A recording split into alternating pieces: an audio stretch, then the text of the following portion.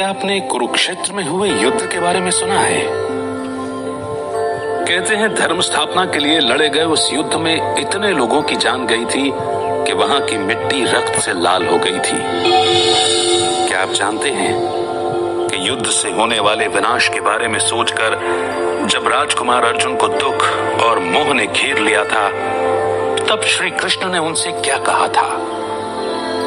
आखिर क्यों लड़ा गया था वो युद्ध? क्या उद्देश्य था उसका? भगवत गीता का मतलब है भगवान द्वारा गाया हुआ गीत। इस पवित्र ग्रंथ की गहराई को समझना इतना आसान नहीं है। कई ज्ञानी कहते हैं कि भले ही ये युद्ध कुरुक्षेत्र की भूमि पर अस्त्र शस्त्र से लड़ा गया था, लेकिन इसमें दिए गए संदेश का मकसद हमें यह समझाना है कि हमारा मन भी कुरुक्षेत्र की तरह एक रणभूमि है, जहां लोभ, लालच, मोह, गुस्सा, वासना आदि कौरवों की तरह 100 अवगुण बसते हैं, जिन्हें हम पांचों इंद्रियों, जो कि 5 पांडवों के प्रतीक हैं, उन्हें काबू में करके हराना होगा। तभी हम एक सुखी जीवन जी सकते हैं और मुक्ति पा सकते हैं। श्री कृष्ण हमारे मन की आवाज या आत्मा या फिर कॉन्शियसनेस का प्रतीक है, जो दुविधा के वक्त सवालों का जवाब देकर हमारी मदद करते हैं। और हर इंसान अर्जुन का प्रतीक है, जो दुविधा में घिरा हुआ है। श्रीमद् भगवद गीता मात्र उपदेश नहीं देती, बल्कि इंसान को जीवन जीने का सही तरीका सिखाती है। ये अमृत रूपी ज्ञान किसी एक धर्म तक सीमित नहीं है। इसमें भगवान ने पूरी सृष्टि के लिए कई अनमोल बातें बताई हैं, जिन्हें अगर अपने जीवन में उतारा जाए तो हम अनगिनत समस्याओं से बच सकते हैं।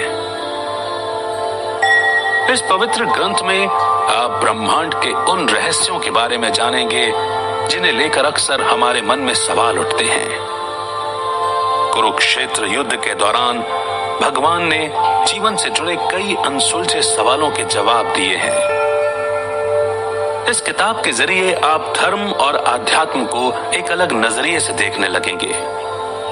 इसमें बताई गई बातें आज भी बिल्कुल सटीक बैठती हैं, क्योंकि इंसान का मन अब भी उन्हीं विकारों और दुविधाओं से जूझ रहा है, जैसे कई हजारों साल पहले जूझ रहा था।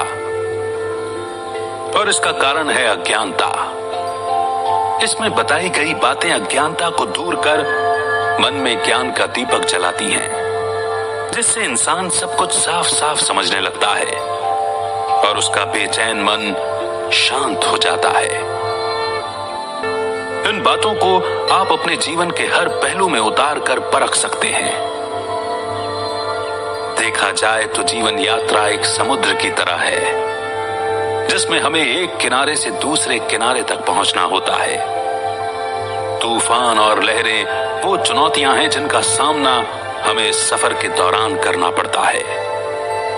और ये पवित्र ग्रंथ, जो समय और काल चक्र से परे है, ये वो नाव है जो हमें सही रास्ता दिखाती है, निराशा और अंधकार में डूबने से बचाती है। तो आइए शुरू करते हैं श्रीमद् भगवद गीता का पहला अध्याय, विषाद योग।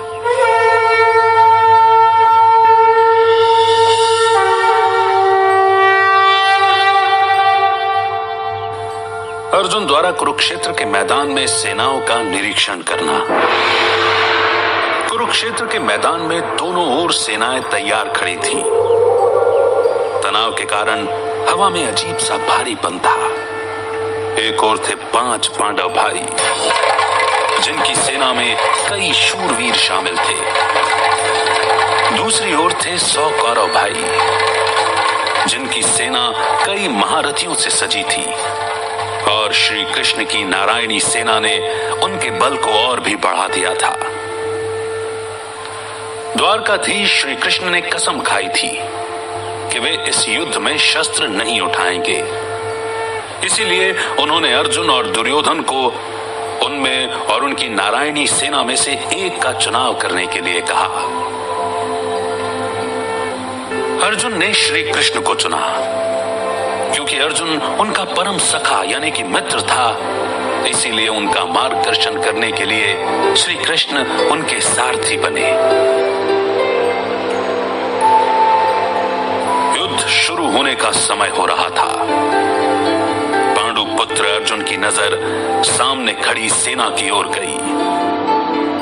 वहां उन्हें अपने भाई, उनके बच्चे, गुरुजन और भीष्म पितामह दिखाई दिए। ये युद्ध किसी आम युद्ध जैसा नहीं था, जहां दो राजा अपने वर्चस्व या राज्य के लिए लड़ रहे थे। ये युद्ध, जो धर्म युद्ध के नाम से जाना जाता है, एक ही परिवार के लोगों के बीच के संघर्ष की कहानी है, जिसका जन्म लालच और अहंकार के कारण हुआ था। दोनों पक्ष अपने दुश्मन को गौर से देख रहे थे। उन्हें हर ओर अपने दिखाई दे रहे थे। कहने को वो चचेरे भाई थे, लेकिन सत्ता के लालच में कौरवों की आंखों पर पर्दा पड़ गया था। धृतराष्ट्र और पांडु दो भाई थे। धृतराष्ट्र के 100 पुत्र थे, जिनमें दुर्योधन सबसे बड़ा था। उसमें अहंकार और लालच कूट कूट कर भरा था। कहते हैं कि वो इतना दुष्ट और अधर्मी था कि उसके जन्म के समय प्रकृति भी उदास हो गई थी। पांडु के 5 पुत्र थे। पांडव जो धर्म के रास्ते पर चलने वाले लोग थे। दुर्योधन पर सम्राट बनने का जुनून सवार था। वो हर हाल में इस युद्ध में पांडवों को हराकर अपनी जीत चाहता था। न उसे निर्दोषों के जान की परवाह थी, न अपने भाइयों के खोने का गम। उसे पूरा यकीन था कि भीष्म पितामह, अंगराज कर्ण, अश्वत्थामा और गुरु द्रोणाचार्य जैसे महारथियों का साथ होने से उसकी जीत निश्चित थी। लेकिन उसके विश्वास के विपरीत जीत तो पांडवों की होनी थी, क्योंकि श्री कृष्ण उनके पक्ष में थे। श्री कृष्ण धर्म के पक्ष में थे। पांडव पराक्रमी योद्धा होने के साथ साथ बहुत ज्ञानी भी थे।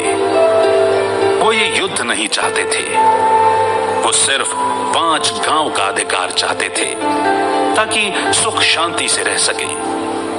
लेकिन जब दुर्योधन ने भूमि का एक टुकड़ा तक पांडवों को देने से इनकार कर दिया, तब युद्ध के अलावा कोई रास्ता नहीं बचा।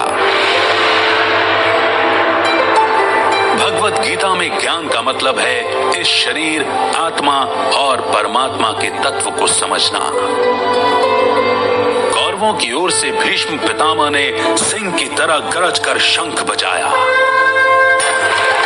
इसके बाद शंख, नगाड़े, ढोल सब एक साथ बज उठे, जिनकी आवाज से भयंकर गर्जना हुई। दूसरी ओर सफेद घोड़ों से सजे अलौकिक और दिव्य रथ पर बैठे श्री कृष्ण और अर्जुन ने शंखनाद किया। उनके पक्ष में बाकी भाइयों ने अलग अलग दिव्य शंख बजाए। उन सभी के शंख की गूंज से धरती और आकाश दोनों कांप उठे। जैसे जैसे रथ आगे बढ़ने लगा, सामने अपने लोगों को देखकर अर्जुन का मन गहरे दुख और विषाद से भर गया। जब उन्हें अपनी दुविधा का कोई हल, कोई जवाब नहीं मिला, तो उन्होंने श्री कृष्ण को अपने मन की पीड़ा बताई। हालांकि ये बातचीत अर्जुन और श्री कृष्ण के बीच हुई थी, लेकिन दोनों ओर की सेनाएं और सभी लोग उनकी बातें सुन पा रहे थे।